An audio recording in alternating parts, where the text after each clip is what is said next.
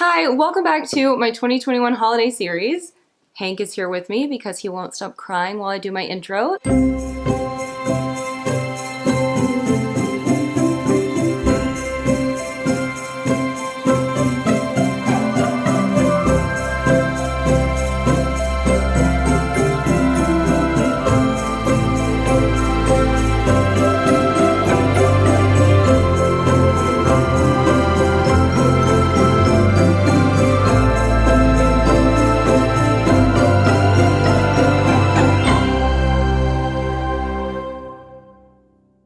We are welcoming you to our 2021 holiday series, and today is the day that we are talking all things Christmas trees. So not only do I have this video for you, but I also have a new ribbon tutorial video, and it is 4 brand new easy ribbon techniques that I think you're going to love. So be sure to check that video out before you decorate this year. Oh, okay. But right now, I'm happy you're here because this video is full of tree decorating tips, tricks, and hacks that will hopefully be helpful to you as you start to decorate your Christmas tree this year. Let's start talking all things Christmas trees.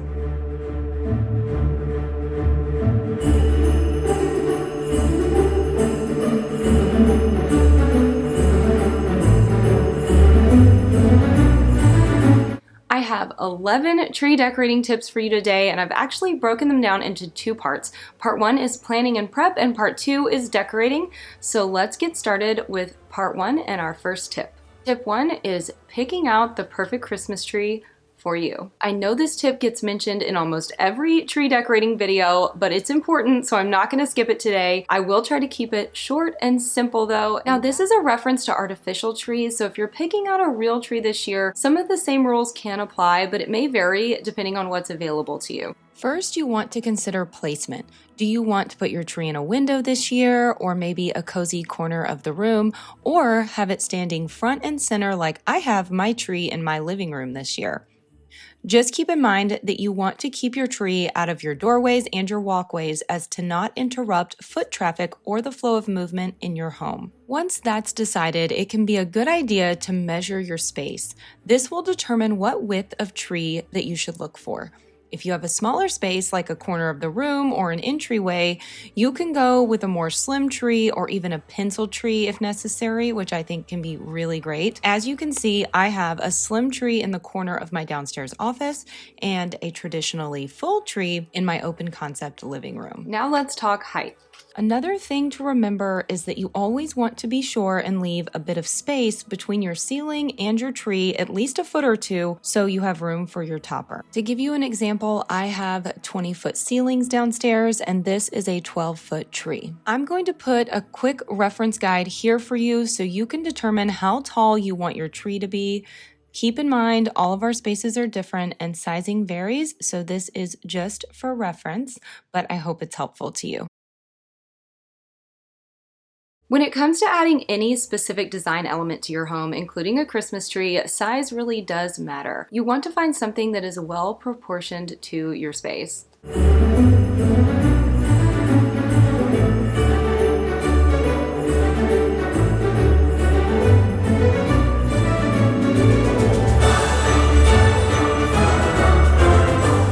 My second tip is to plan and prepare before you start to decorate. Before I get started, I like to use my holiday decorating planner to plan my design, keep track of anything new that I may need to purchase, and all that other good stuff that comes along with holiday planning. This is actually a free printable that my sweet friend here on YouTube, Lauren Nicholson, and I created. So if you'd like to use it also, it is linked in the description box below. This next tip involves the order of which you place your decor on the tree, which are basically your steps to decorating your Christmas tree.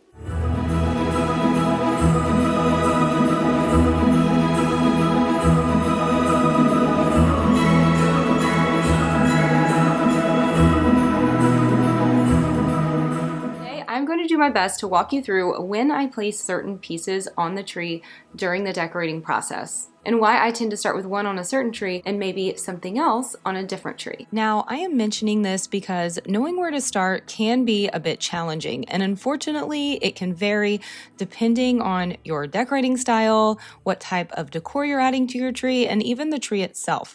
I always tend to change it up just depending on the particular tree that I'm decorating, the design, and the pieces that I'm using. Even though this process can vary, I want to give you just a good typical order of things here. So I would say first start with your lights. You always want to start with your lights if you are adding those to your tree. Then it would be ribbon. There are times I add in my statement pieces first, but we will talk about that a bit later. Picks and sprays would come before you start to add your ornaments because you use these to fill in light gaps or just extra spaces on your tree. And then you would want to add in all of your other ornaments and your smaller pieces.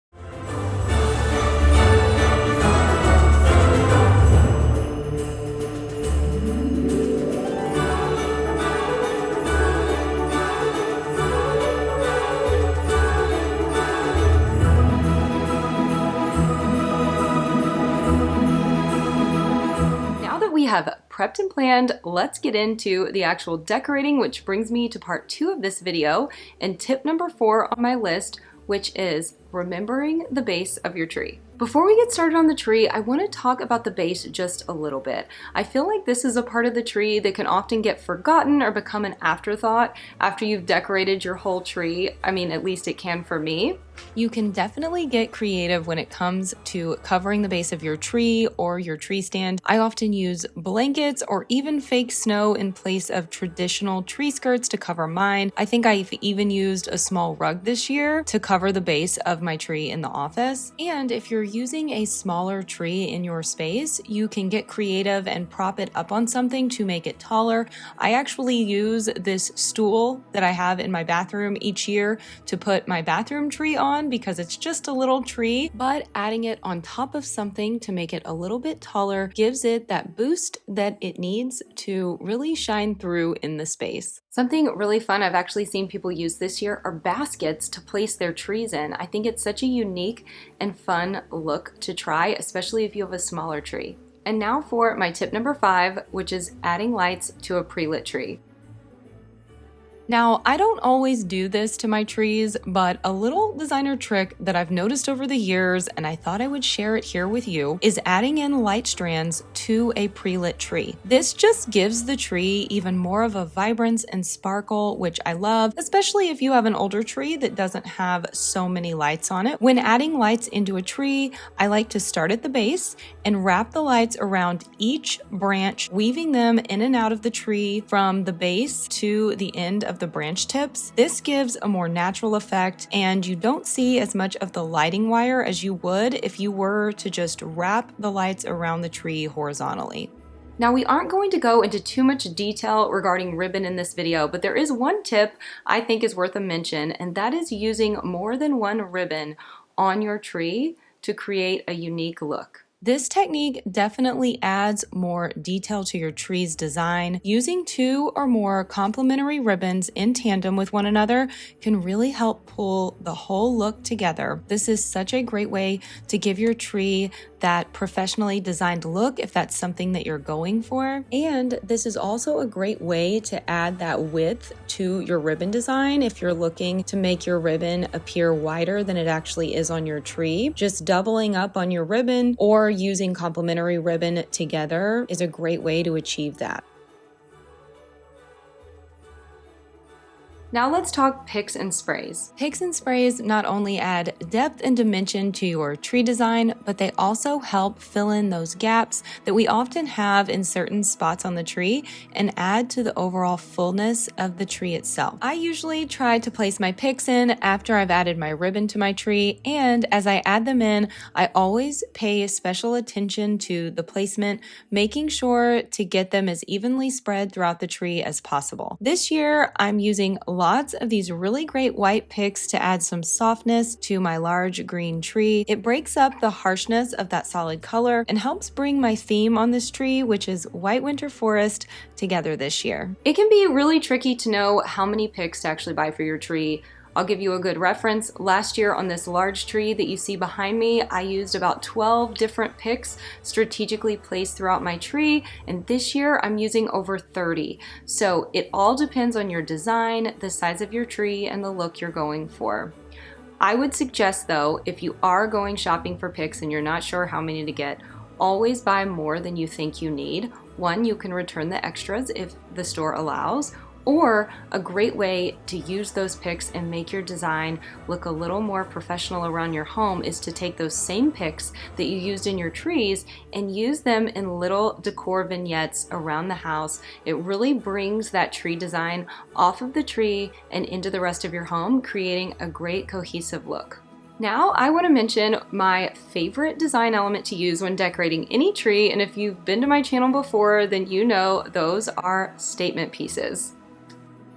I always start at the bottom of my tree when I'm working with statement pieces. These usually tend to be the larger items on your tree, and you want to keep those things proportional. So I start with the larger statement pieces at the bottom, maybe towards the center of the tree, just depending on the design. And as I work my way up, I add smaller sized statement pieces towards the top. This does help keep your tree looking proportional and symmetrical. And of course, your picks and sprays can be statement pieces too.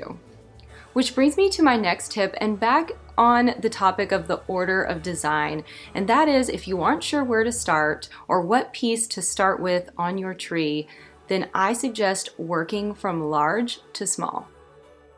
It's much easier to start with the largest decor pieces in your collection and place those in your tree first. I usually find myself tucking these pieces deep into the tree so that they really draw the eye in and through the tree.